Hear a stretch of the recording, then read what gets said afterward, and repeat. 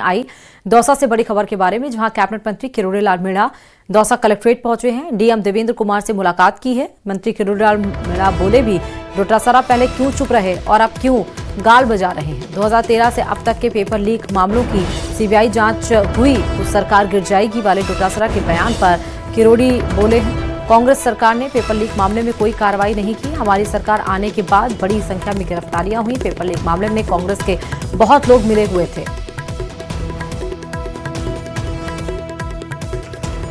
मैं तो रोता ही नहीं हूँ, खुशी रहता हूँ। उनको जानकारी नहीं है। इसमें 103 एफआईआर दर्ज हुई। एफआईआर दर्ज होने के बाद आपको जानकारी है, पुलिस जांच करती है, फिर उसका चालान होता है। मंत्री तो किसी को पकड़ के जेल में सजा बोल नहीं सकता। जुडिशियल प्रोसेस है जो लगेगा। और हमने जो कार्रवाई की है वो हमारी दृष्टि में हमने एकदम सही की है।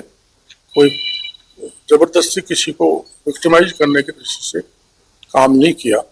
जिन्होंने नकली खाद बनाया, घटिया बीज बनाया, पेस्टिसाइड भी घटिया दिया, उनके खिलाफ कार्रवाई हुई। उसका परिणाम ये निकला है कि केंद्र फर्टिलाइजर, सीड और पेस्टिसाइड के मामले में सख्त बिल ला रहा है। माननीय डोटासरा जी 2018 से 22-23 तक मंत्री रहे और पीसीसी चीफ भी रहे, तो उन्होंने क्यों नहीं जेल को भेजा किसी को? उस समय सरकार क्यों नहीं गिराई? बीकानेर में खेजड़ी बचाओ आंदोलन को लेकर बड़ी अपडेट सामने आई है। पर्यावरण प्रेमियों का महापड़ाव चौथे दिन भी जारी है। लगातार 3 दिन से सैकड़ों लोग आमरण अनशन पर बैठे हुए हैं। आमरण अनशन पर बैठे अनशनकारियों की तबियत बिगड़ रही है। आज कई और अनशनकारियों की तबियत बिगड़ी है। बिश्नोई धर्मशाला में संचालित स्थायी अस्पताल में इलाज चल रहा है। महिला पुरुषों के साथ अनशन में बैठे संतों का इलाज भी जारी है। संत लालदास, मांगीलाल, सुभाष चंद्र और गोवर्धन दास को पीबीएम अस्पताल में भर्ती करवाया गया है। प्रशासन ने अस्थायी अस्पताल में 20 डॉक्टर्स और 50 नर्सिंग ऑफिसर्स को तैनात किया है। तो सुना है कि हाईवे आएंगे तो मालूम पड़ेगा अपने को। अब तक आपकी क्या वार्ता बातचीत हुई? कोई वार्ता नहीं, हमसे प्रस्ताव लिया था। हमने कहा भाई ठीक है, मुख्यमंत्री जी आज कोई बजट घोषणा में ये कह रहे हैं भाई कानून के लिए घोषणा करेंगे। अच्छी बात है, घोषणा करेंगे, हम उसका सबूत करेंगे। और यही बात है कि उस कानून के उसके बीच में खेजड़ियों का क्या होगा। तो हमने मांग रख रखी कि हमें लिखित में एक आदेश चाहिए, तब तक खेजड़ी नहीं करेंगे। तो उसमें आप सोलर प्लांट के लिए लिख दो, वो हमें ठोस आश्वासन नहीं चाहिए, हमें लिखित में चाहिए। चलिए, बड़ी खबर इस बीच आपको बता रहे हैं, बीकानेर में खेजड़ी बचाओ महापड़ाव को लेकर ये बड़ी खबर है। मंत्री के बिश्नोई अनशन स्थल पर पहुंच गए हैं। अनशन कर रहे संतों सहित कई लोगों की तबियत यहां पर खराब हुई है। ऐसे में मुख्यमंत्री भजनलाल शर्मा गंभीर हैं।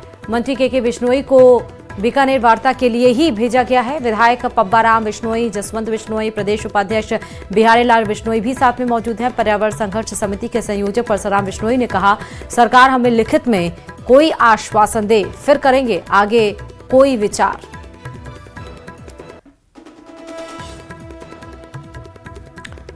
अब अलवर के रामगढ़ में लापरवाही के कारण मासूम बच्ची घायल हो गई। बच्ची ने गलती से टॉफी समझकर पटाखा मुंह में डाल दिया। तेज धमाके की बच्ची का जबड़ा और गाल गंभीर रूप से कट गया। मौके पर पहुंचे डॉक्टर्स ने तुरंत सर्जरी कर बच्ची की जान बचाई। पुलिस ने मामले में कार्रवाई करते हुए दुकानदार को गिरफ्तार कर लिया है। घटना से इलाके में सुरक्षा और लापरवाही पर लोगों में चिंता बढ़ गई है।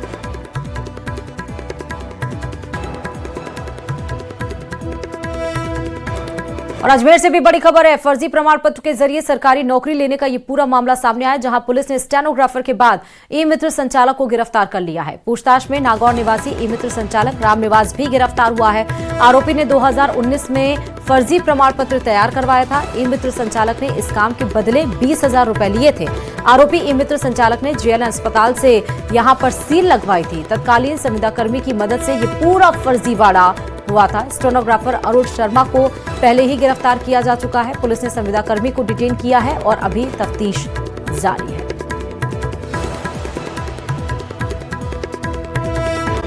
और चलिए, में पेयजल किल्लत से लोग परेशान हैं। रघुनाथपुरा गांव के लोगों ने चेचट गोयंदा मार्ग को जाम कर दिया है।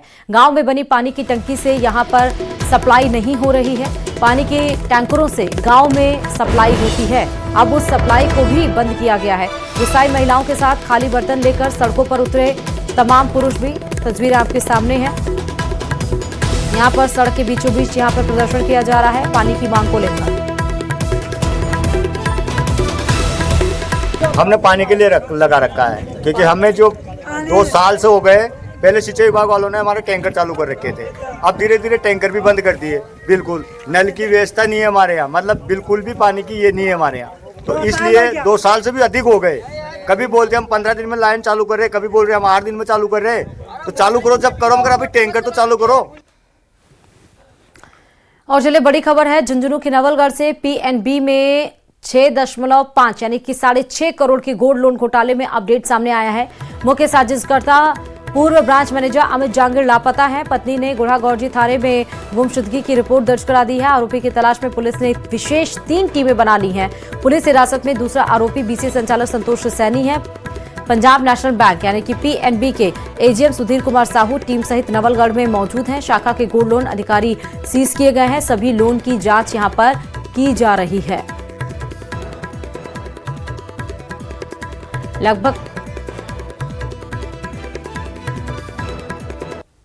और चलिए बड़ी खबर आपको बता रहे हैं चोरी से जुड़ी, जहां कोटा के महावीर नगर थाना क्षेत्र में अज्ञात बदमाश घर के अंदर घुसकर चंद मिनटों में खाली गैस सिलेंडर चुराने की वारदात को अंजाम देकर मौके से फरार हो गए। पीड़ित जयेश ने बुधवार रात को बदमाश मेन गेट से अंदर घुसा और सीढ़ियों के नीचे रखा खाली सिलेंडर उठा ले गए। बदमाश स्कूटी पर सिलेंडर लेकर फरार हुआ था, जिसे पड़ोसियों ने देखा लेकिन पहले परिचित समझ लिया। बाद में आसपास लगे सीसीटीवी कैमरास अगर देखे गए जिनमें चोर कैद हुआ है। हालांकि चेहरा और स्कूटी नंबर साफ नजर नहीं आ रहे। पीड़ित ने थाने में शिकायत दर्ज करा दी है।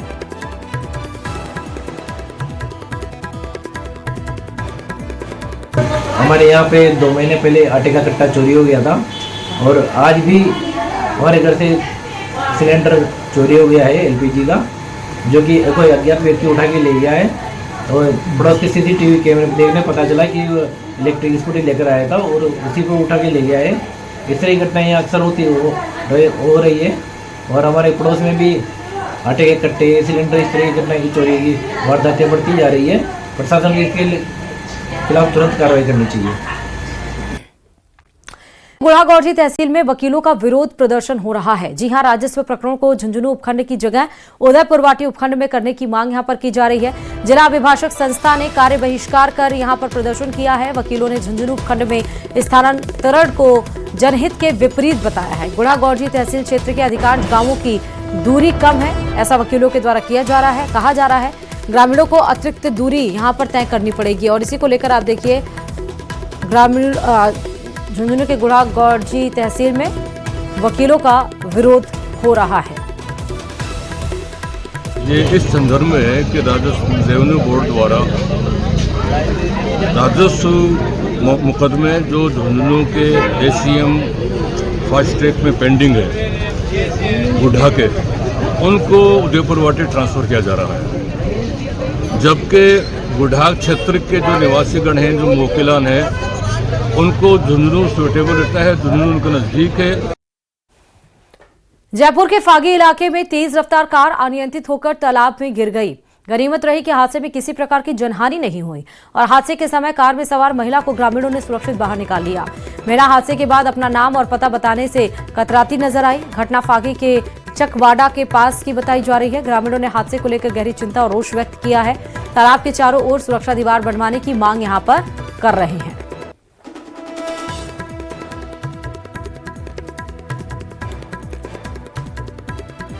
झालावाड़ पुलिस की विशेष टीम ने मध्य प्रदेश बॉर्डर पर अवैध मादक पदार्थों के खिलाफ बड़ी कार्रवाई करते हुए ड्रग्स फैक्ट्री पर छापा मारा है और इस दरमियान पुलिस ने 5 आरोपियों को गिरफ्तार कर ड्रग्स बनाने में काम आने वाला 360 किलो संदिग्ध केमिकल बरामद किया है। साथ ही पुलिस ने मौके से अवैध मादक पदार्थ बनाने के काम आने वाले कई उपकरण और लग्जरी वाहन भी जब्त किए हैं। सीएम भजनलाल शर्मा के द्वारा दूसरे राज्यों की पुलिस के प्रदेश में कार्रवाई करने और बाद में राजस्थान पुलिस के द्वारा भी दूसरे प्रदेशों में कार्रवाई के निर्देश के बाद झालावाड़ पुलिस ने यह कार्रवाई अमल में लाई है।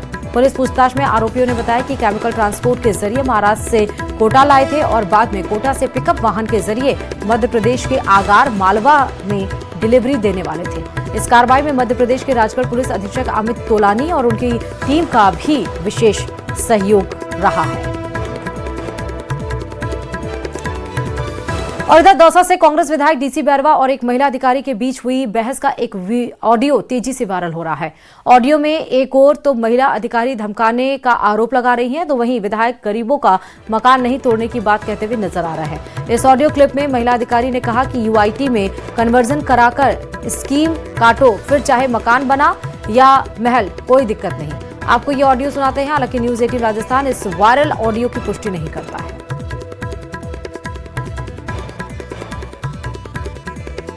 आप मेरे को धमकी कैसे दे रहे हो आप ऐसे कि परेशानी हो जाएगी आपको? मैं मेरा काम कर रही हूँ। क्या काम कर रहे हो? क्या काम कर रही हूँ? यूआईटी में जमीन आ रही है, उसको बिना उसके कन्वर्जन कराए प्लॉटिंग कर रहे हैं, तो मैं मेरा काम नहीं करूंगी? ये तो पहले से ही है, आज थोड़ी हुई है। यूआईटी कब आई है? अब नहीं है, आप पता कर लीजिए। आप इतने बड़े सम्मानीय पद पे है ना, तो आप पता कर लीजिए। आप धमकी दोगे क्या सरकारी कर्मचारी को? मेरी बात सुनो मैडम, मेरी बात सुनो। एक तो तेज मत बोलो, मेरी बात नहीं, आप धमकी दोगे कि आप कैसे बोले? नहीं, दिक्कत हो जाएगी मुझे, ये बताओ। नहीं दे रहा, बिल्कुल आपने धमकी दी है। मैं धमकी नहीं दे रहा, मैं ऐसे कह रहा हूँ गरीब आदमियों को परेशान मत करो। नहीं, आपका ये शब्द नहीं था, आपने कहा दिक्कत हो जाएगी। मैं मतलब कह रहा हूँ मैं नौकरी नहीं करूँ? गरीब आदमियों को परेशान मत करो। क्या ये बताओ, मेरी नौकरी नहीं करूँ मैं? नौकरी करो, मेरी बात बिल्कुल। तो ऐसे थोड़ी, ये थोड़ी चलेगा कि पद की गरिमा को रखते हुए। नहीं, मैं मेरे नियम अनुसार काम कर रही हूँ, और उसमें किसी को दिक्कत होती है तो आराम से ट्रांसफर करवाया है, कोई दिक्कत नहीं है। आपका काम है ट्रांसफर कराने का। बिल्कुल आप उसी चीज की धमकी दे रही है। बिल्कुल करवाइए मेरा ट्रांसफर, कोई दिक्कत नहीं है मुझे। बात नहीं आई, ट्रांसफर की बात क्यों कर रहे हो आप? इस चीज की बात है तो मैं मेरी नौकरी करने आई हूँ, आप मेरे को धमकी दे रहे हो? आप ये तो गरीब आदमियों को परेशान मत करो। कौन सा गरीब आदमी है स्कीम काटने वाला? मुझे नाम बताइए, कौन सा गरीब आदमी है जिसको मैं परेशान कर रही हूँ? मकान बनाने वाले की बात कर रहा हूँ मैं, स्कीम काटने वाले की बात नहीं कर रहा। मैं स्कीम की बात कर रही हूँ। मकान बनाने वाले से तो मैं आ ही गई। मैं 173/1 में हूँ, जिसमें नाम आ रहा है कि आपने स्कीम काटी है। कौन सी? मैंने काटी है ना स्कीम। ये यहाँ पे लोग बोल रहे हैं कि 173/1 जो खसरा नंबर है, उसमें डीसीजी ने स्कीम काटी है। आपने काटी है क्या, मैं पूछ रही हूँ? मेरे मिलने वाला ने काटी है। सुनो मेरी बात है, ये स्कीम पहले कट गई 1 साल पहले। तो स्कीम आपके मिलने वाला है तो आपकी तो इतनी जानकारी है, आप यूआईटी में कन्वर्ट करा के कटवा लो। हाँ, ऐसे बोलो आप, ऐसे बोलो। आपने वो मकान यूआईटी में बिल्कुल मकान तो नहीं बनने दूंगी, नहीं बनने दूंगी, बिल्कुल नहीं बनने दूंगी डीसीजी। बिल्कुल मकान नहीं बनने दूंगी। आप बिल्कुल कन्वर्जन करवाइए और उसके बाद में इसमें मकान क्या महल बनाओ, कोई समस्या नहीं है।